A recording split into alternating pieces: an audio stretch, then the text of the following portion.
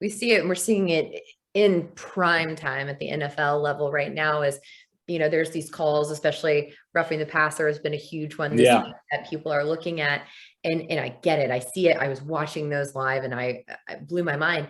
But at the same time, we're the same fans, we're the same people that were outraged over what happened to Tua Tagovailoa, and so these officials are doing their best, I imagine, to err on the side of caution, because at the end of the day, especially at the professional level, you're trying to make sure that everyone is safe. And at the end of the day, as much as it affects our emotional stability, this is a game. And these are people, and these are people that have brains that they don't want to turn into Swiss cheese. So Absolutely. have to err on the side of caution. If it's a terrible call, I hate that and it sucks. But at the same time, I'd rather that be called than we see something that happened to, Tua Tagovailoa, Teddy Bridgewater, all these guys. There's multiple examples, because it's, to them, it's their livelihood and it's their life, and it is a game to us, but it's much more to them. Absolutely. And as officials, you want to protect the players as much as possible. And to your point of the roughing the passer, I'll be honest with you, I don't know what a roughing the passer is. I don't know the definition of what they're looking at.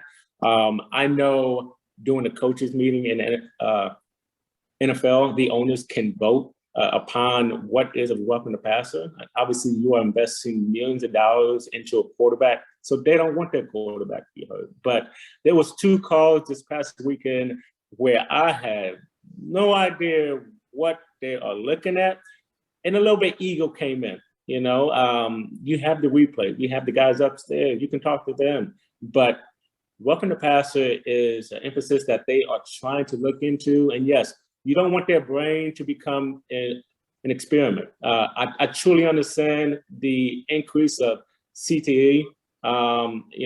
People are getting brain damage at a young age, and football is a violent sport. I get it, but you know what else is a violent sport? Hockey. Okay, I don't see hockey saying no more checking into the wall. They're still checking. MMA.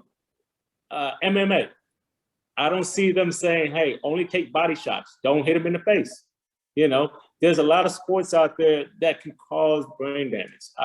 But at the same time, the NFL is trying their best to eliminate some things. But at the same time, when you try to eliminate things, you're taking away from the integrity of the game. Football is a violent sport. I get it. But this past weekend illustrated a level of inconsistency that fans, as well as reporters, can't understand. Explain to us, what is roughing the passer? Is it your age? Is it your height? Is it how long you've been in the game? I don't know. Tom Brady, 42 years old, pretty looking guy. I don't want to mess up his face. Let me call pass interference. I don't know. But yet, and then you have Carr, who got sacked. The replays showed the ball was loose already. He landed on top of his body. What would you like me to do? Would you like me to scoot my body to the side? It is in the motion. There's nothing I can do about that. But hopefully the NFL can go back to the drawing board. It's definitely been a disaster so far with the concussion protocols as well as the roughing the passer. Those are 2 emphases they really need to look at, so we can, as fans, have an understanding of what you are calling and is it correct. Claude, I heard the former defensive back coming out, and you're right there with the penalties. What do you want me to do, right? I agree. What could that? He couldn't have done anything. I am so frustrated.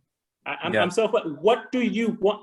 There was a clip on ESPN where Kevin Hart visited the NFL Network, where they picked him up and they laid him down and they put a pillow and they put a blanket over him and everything. That's pretty much what you want football to be now. I mean, let the game be. Look, I don't want anybody to get hurt. That's not what we want to happen. But you know what? This is a violent sport. We sign up for it. You're making X amount of $1 million to play this game that you love.